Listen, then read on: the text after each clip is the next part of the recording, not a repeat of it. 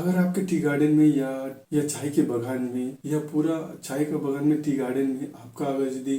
चाय की पत्ती अगर ग्रोथ नहीं ले रहा है, मतलब उसका जो प्रोडक्शन है कम हो गया, ग्रोथ नहीं ले रहा है, उसका पत्ती में वृद्धि नहीं हो रहा है, बढ़ नहीं रहा है, या फिर आपका बगीचा में पूरा का पूरा बंजी आ गया है, पत्ती नहीं बढ़ पा रहा है, बंजी आ रहा है, या फिर हार्मोन ग्रोथ की कमी के कारण से पत्ती में प्रोडक्शन में कम आ रहा है, वजन कम हो रहा है, या फिर उसमें पतला सा उसका टेंडर शूट का जो इंटरनोड है पतला सा हो रहा है, या हार्मोन की कमी हो गया है, जो प्रोडक्शन है, जो ग्रोथ हो रहा है वो नीचे से पानी को खींच नहीं पा रहा है, जिसके कारण से प्रॉपर रीति से वो सेल का डेवलप नहीं होने के कारण से वो बंजी में हो रहा है, ग्रोथ नहीं ले रहा है, क्लोरोफिल की कमी हो रहा है। तो इस सिचुएशन के अंदर में आपको क्या करना पड़ेगा, या क्या इसकी खामियों को पूरा करना पड़ेगा,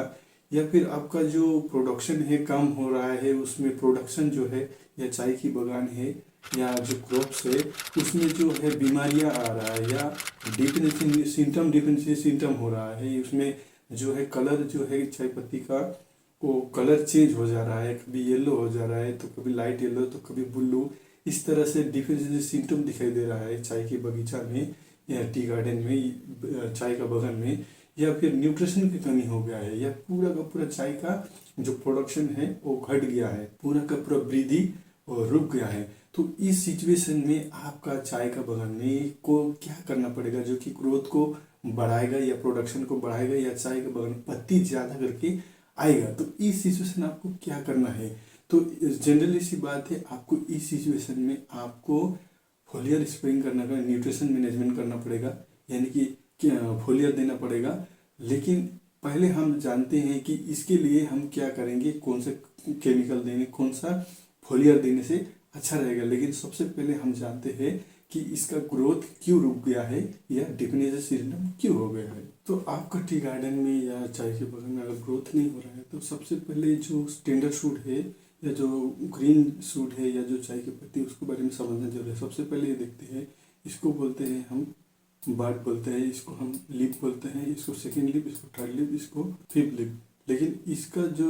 ये वाला गांड जो होता है इसको नूट बोलता है, और इसका जो होता है इसको इंटरनूट बोलता है। लेकिन हम जो देखते हैं इसका जो नहीं बढ़ने का कारण, ग्रोथ नहीं होने का कारण इसका 2-3 रीजन हो सकता है। लेकिन सबसे बड़ा रीजन जो होता है वो न्यूट्रिशन होता है। न्यूट्रिशन अगर यदि आपका जो है क्रॉप्स के अंदर में, आपका जो क्रॉप से प्रोडक्शन है उसके अंदर में अगर यदि आपका न्यूट्रिशन नहीं है, जैसे कि मेजर न्यूट्रिशन में आपका हो गया नाइट्रोजन हो गया, फास्फोरस हो गया, पोटेशियम हो गया, ये तीनों का तीनों अगर यदि न्यूट्रिशन अगर यदि नहीं है तो ये न्यूट्रिशन तीनों का तीनों नहीं होने से सेल का जो है डेवलपमेंट नहीं होता है। सेल का डेवलपमेंट नहीं होने के कारण से आपका इसमें बंजी आता है। तो ये जो है इसमें जो है जितना बढ़ रहा है ना, ये क्या होता है 50% इसमें रुक जाता है। इसका मतलब है कि बंजी, इसका मतलब सेल का डेवलपमेंट नहीं हो रहा है। और ये जो दिख रहा है इंटरनोड, इतना से जो लंबा से आया है इंटरनोड, हो सकता है इतना लंबा भी नहीं हो, ये कम हो, इसका मतलब ये बंजी और स्ट्रेस हो रहा है। तो इसी का वजह से 3 जो कारण है उसके कारण से मतलब सेल का डेवलपमेंट नहीं होता है, नाइट्रोजन, फास्फोरस, पोटेशियम।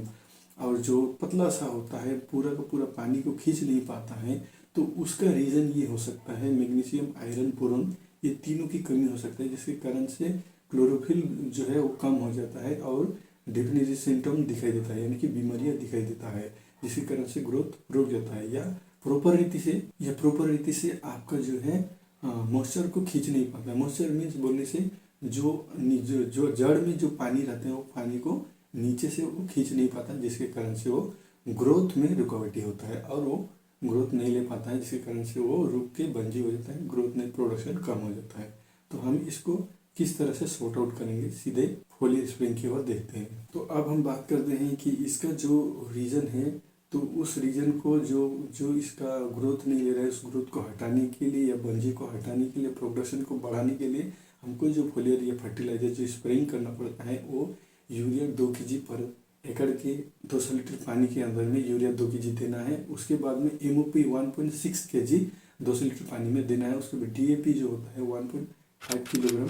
उसमें 200 लीटर पानी के साथ में मिक्सर करके देता है। ये तीनों जो होता है इसको मिक्स करके उसमें बायोसम 300 ml देने से उसका बूस्ट होता है, मतलब जो सेल का जो ग्रोथ होता है वो जल्दी करके पकड़ लेता है ग्रोथ को। तो ये तीनों यूरिया, एमओपी, डीएपी के साथ में बायोजम देने से जल्दी करके बूस्ट होता है। उसी के साथ में अगर एमोनो एसिड 800 ml देने से वो जो चाय के जो होता है अंदर में जो एरोमा होता है उसको वो उसमें भी एक न्यूट्रिशन होता है, मतलब एक बायोकेमिकल होता है चाय पत्ती के अंदर में, उसको एमिनो एसिड कहा जाता है। उसी को ग्रोथ करने के लिए एमिनो एसिड 800 ml देने से भी उसका जो न्यूट्रिशन